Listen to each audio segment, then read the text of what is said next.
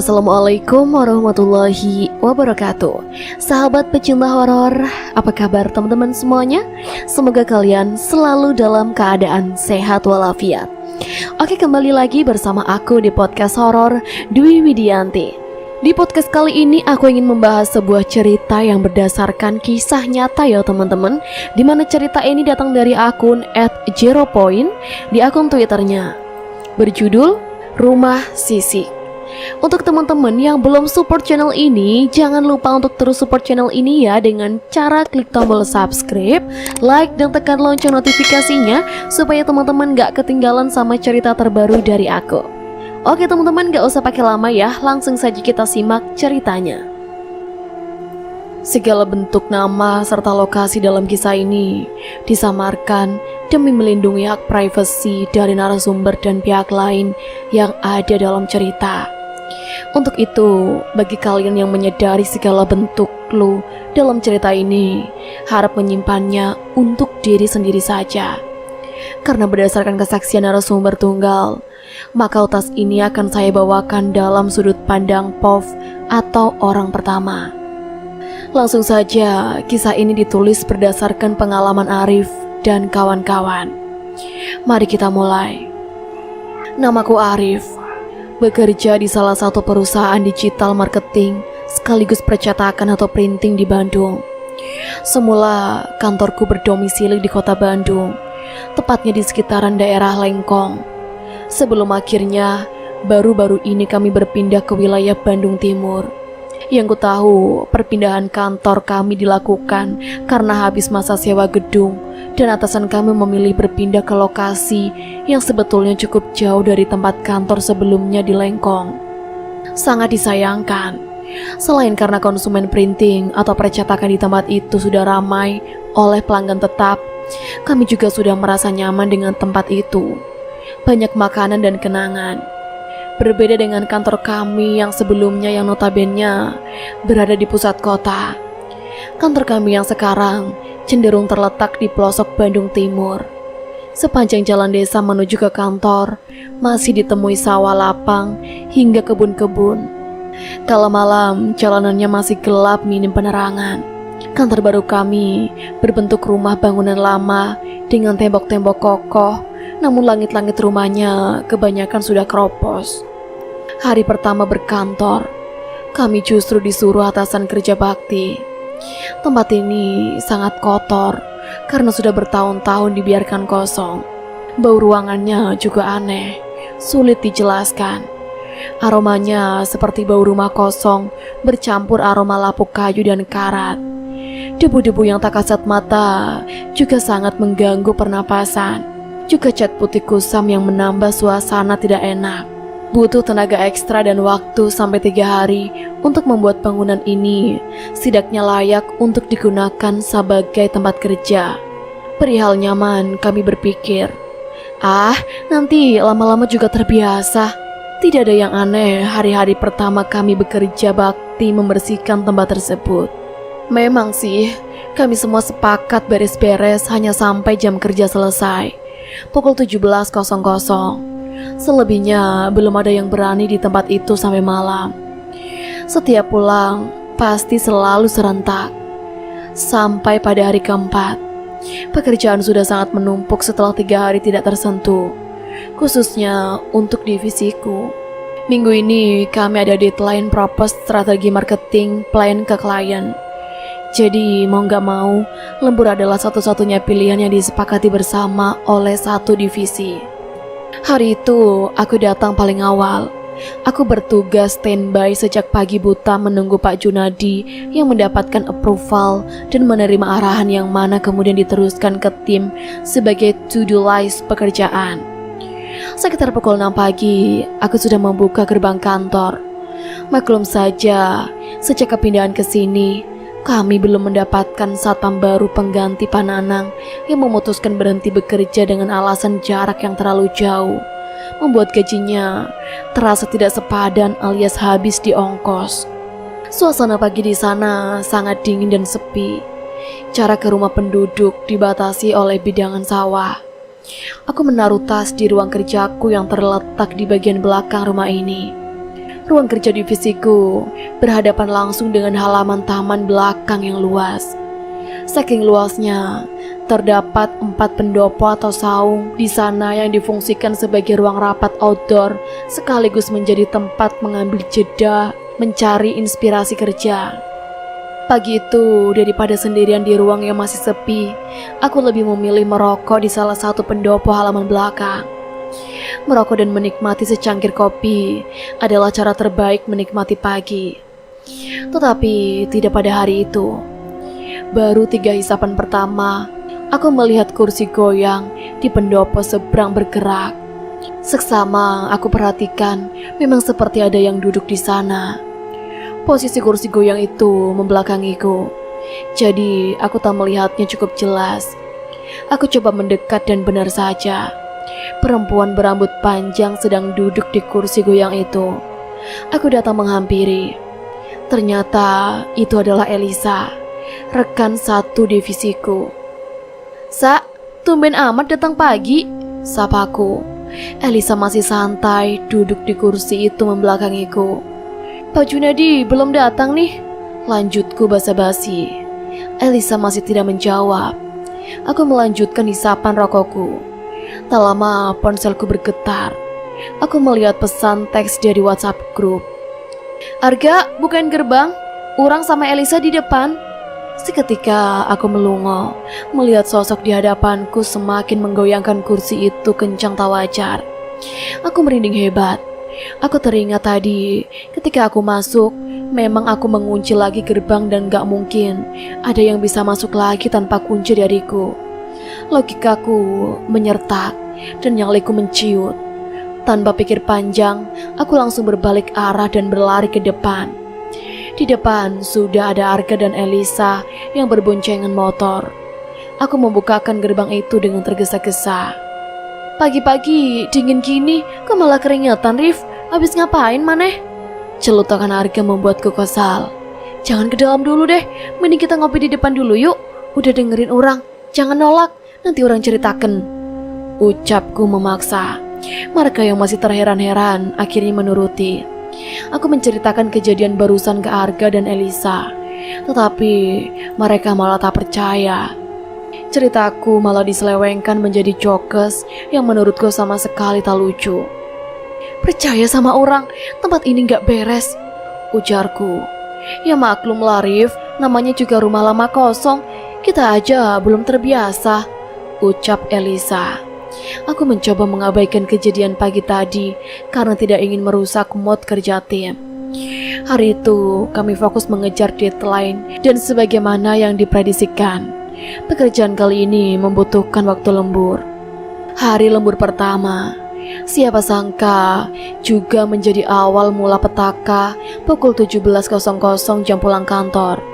Kami ambil jeda rehat sejenak. Pada jam pulang, anak-anak selalu ramai dan riuh, tak bedanya anak sekolah dengar suara bel pulang. "Kalian serius pada lembur nginep di kantor?" ujar Uzi.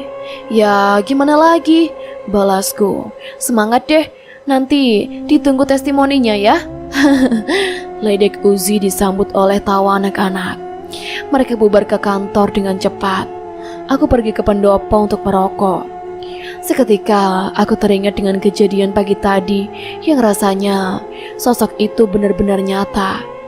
Arga menghampiriku. Dia bertanya memastikan posisi di mana aku melihat sosok wanita mirip Elisa itu. Aku menunjuk ke kursi goyang di pendopo seberang yang posisinya tak berubah sejak pagi tadi. "Orang percaya sama maneh, cuma orang gak mau anak-anak yang lain panik. Nanti malam ada 2 cewek, Alisa sama Hana. Kalau bisa perhatiin mereka. Apalagi si Hana itu sensitif orangnya," ujar Arga. Dia merupakan tim leader divisi kami. "Oh ya, totalnya menginap lembur ada 5 orang. Aku, Arga, Oga, Elisa dan Hani. Kami semua sudah sedia persiapan lembur menginap. Apalagi para cewek-cewek mereka seperti bawa banyak pakaian dan cemilan seperti orang mau camping." Malam hari kantor ini sudah sepi dan gelap. Beberapa spot ruangan belum dipasangkan lampu. Sensasi berada di rumah tuanya sungguh terasa kala malam. Gila boy, ini sih lembur rasa uji nyali, cetus Oga.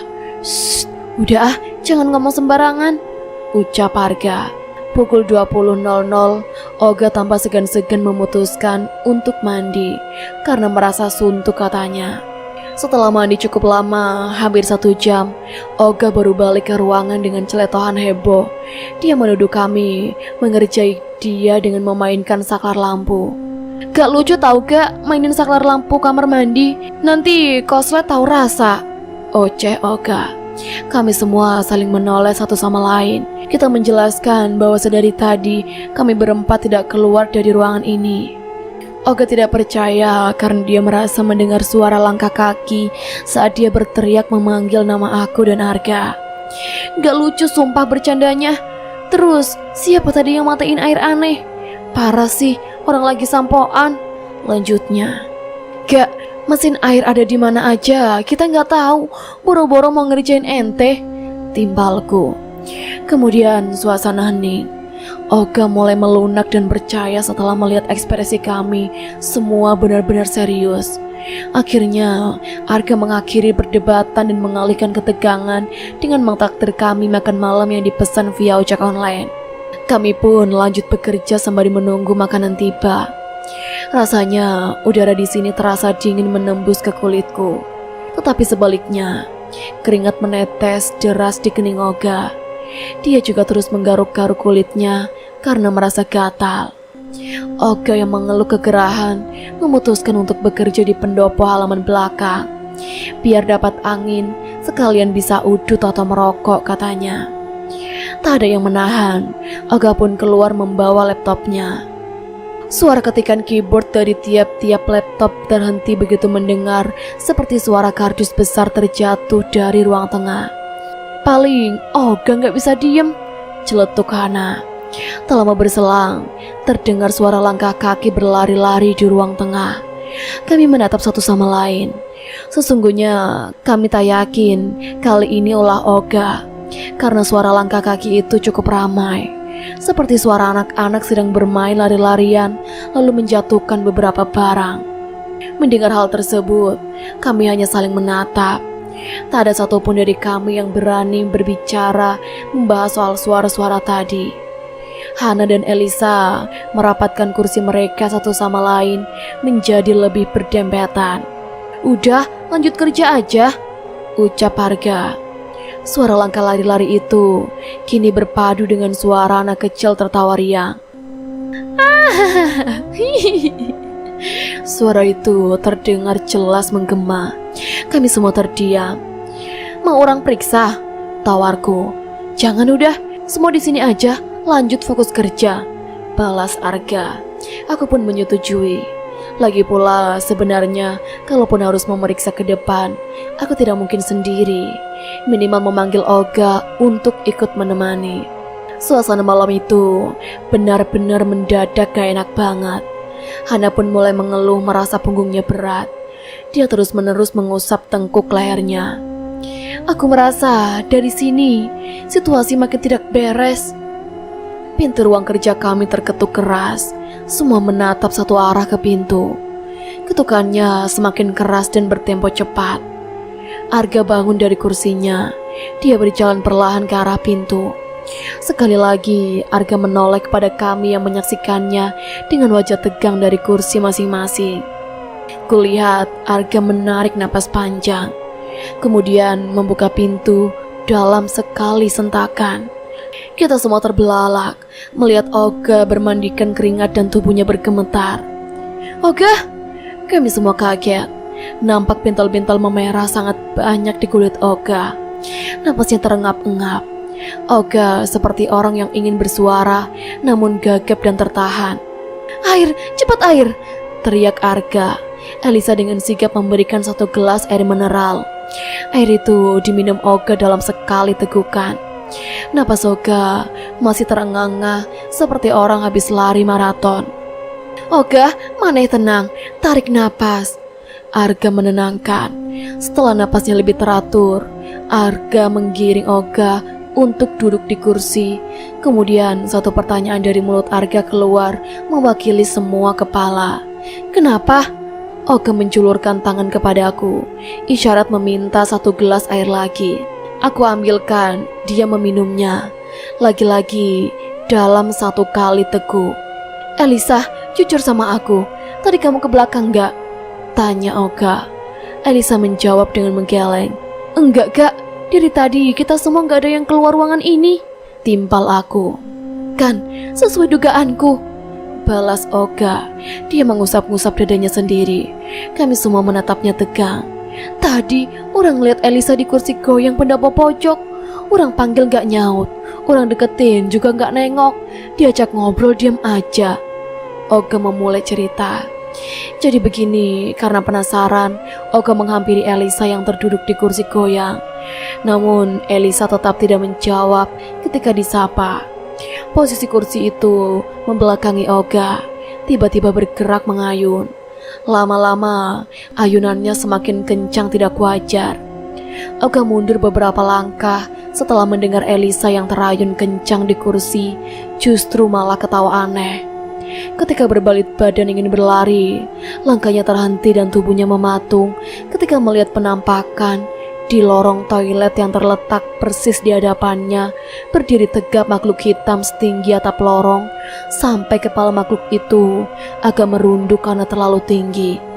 Badannya besar berbulu lebat, matanya merah menatap tajam ke arah Oga. Dirinya ingin berteriak, namun lidahnya mendadak kelu dan lehernya menyempit seperti ada yang mencekik. Sekujur tubuhnya semakin gatal dan mulai nampak jelas pinjol-pinjolan merah menyebar di permukaan kulit Oga. Wanita berwujud Elisa di belakang Oga tertawa semakin keras. Terdengar suara langkah menyeret dari arah belakang mendekatinya. Oga sulit menoleh, tubuhnya benar-benar mematung. Namun bisa dipastikan langkah itu bersumber dari wanita berwujud Elisa yang mulai mendekatinya. Astagfirullahalazim. Dalam batin Oga menyebut kuat. Dia mengumpulkan sisa-sisa keberanian dan tenaganya untuk menggerakkan tubuh dan berlari sekencang-kencangnya menuju ke ruang kerja tempat rekan-rekannya berada. Sepanjang langkahnya menuju ruangan, Oga tidak bisa berteriak. Lehernya terasa semakin menyempit, bahkan dada Oga mulai terasa sesak. Dia mengetuk keras pintu ruangan. Setelah beberapa saat diabaikan, beruntung Arga segera membuka pintu. Satu tepukan dari Arga ke punggung Oga seolah membuka jalur napasnya hingga Oga terbatuk-batuk, kemudian diberi air. Orang udah mulai curiga kalau itu bukan Elisa pas dia ngayun kursinya cepet banget. Dan ketawanya pokoknya bukan Elisa banget. Oga menutup ceritanya. Badan ente kenapa jadi bentol-bentol gitu gak? Tanya aku. Gak tahu, dari pas mandi tadi langsung gatal, terus jadi pada begini. Oga menunjukkan bentolan di sekujur kulit tangannya. Para wanita refleks menutup matanya karena ngilu. Bentolan itu menjalar banyak sekali.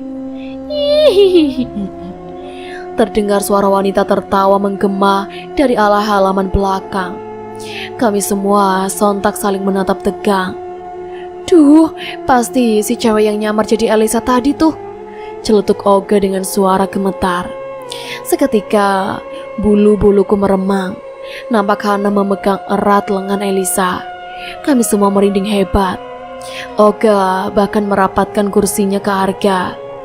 Gimana ini guys? Suara Oga gemetar ketakutan. Aku pun bingung.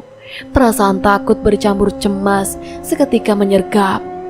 Suasana di ruangan menjadi mencengkam tak karuan. Tak satu pun dari kami kecuali Hana yang pernah mengalami kejadian mistis seperti ini. Kalau Hana jangan ditanya, dia termasuk orang sensitif. Seringkali izin kantor sakit, alasannya karena habis kerasukan. Keberadaan Hana justru salah satu yang paling mengkhawatirkan saat ini. Wanita itu tak henti tertawa. Kali ini suaranya terdengar semakin dekat, berikut tertangkap telinga suara langkah kaki menyeret. Kami semua menduga makhluk itu sepertinya mendekat ke ruangan kita dari arah halaman belakang. Kami semua hening dalam ketakutan, sama-sama menyimak suara misterius yang menebar ancaman itu. Suasana ruangan menjadi panas. Keringatku menetes deras dari kening. Aduh guys, ini gak beres nih. Aku udah lemes banget. Hana mulai merengek ketakutan. Suara tawa itu menjadi semakin nyaring. Derap langkah menyeret pun terdengar semakin mendekat. Jantungku berdebar lebih cepat dari biasanya. Cemas menanti apa yang berikutnya terjadi. Hana menangis ketakutan. Arga pun mematung seperti menemui jalan buntu. Lampu bola LED 15 watt yang baru kemarin kupasang seketika meledak. Ruangan kami gelap total. Kami semua terkejut dan suara jeritan panik pun pecah. Keluar! Komando Arga disusul oleh lari 1000 langkah menuju ruang tengah. Satu-satunya ruangan yang menurut kami paling aman. Selain arahnya menjauh dari halaman belakang, juga letaknya yang dekat dengan pintu utama. Meskipun lari keluar rumah juga belum tentu jadi solusi. Suara wanita itu berhenti. Kami menghela napas lega. Badan kami melemas, kaki-kaki gemetar, tubuh kami semua bersandar ke sofa. Hawa masih terasa panas. Bajuku sudah lepek oleh keringat. Aku sholat dulu, ucap Arga. Dia menjadi orang pertama yang mengambil inisiatif. Arga sholat di salah satu ruangan dekat ruang tengah yang memang dialihfungsikan sementara menjadi tempat sholat. Sayangnya, sajadahnya baru ada satu. Jadi kami harus sholat bergantian. Sampai tiba giliranku sholat, aku mengambil wudhu di kamar mandi dalam ruangan. Ruangan ini lampunya sudah redup, jadi agak remang-remang gitu. Aku berupaya mengumpulkan sisa-sisa keberanian dan mengusir segala pikiran negatif yang menyelimutiku. Baru saja takbir pertama, aku merasa di belakangku ada sosok lain yang mengikuti gerakan sholatku. Kala itu benar-benar mengganggu konsentrasiku.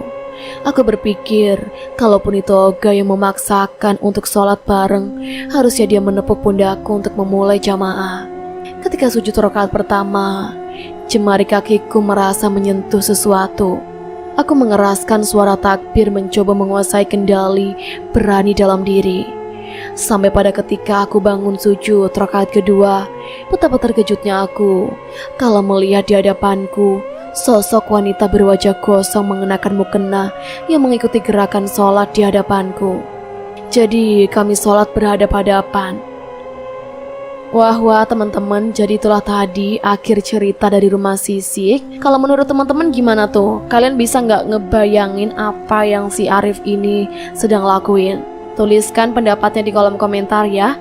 Dan aku akhiri dulu sampai di sini ceritanya. Sampai bertemu di ceritaku selanjutnya. Wassalamualaikum warahmatullahi wabarakatuh.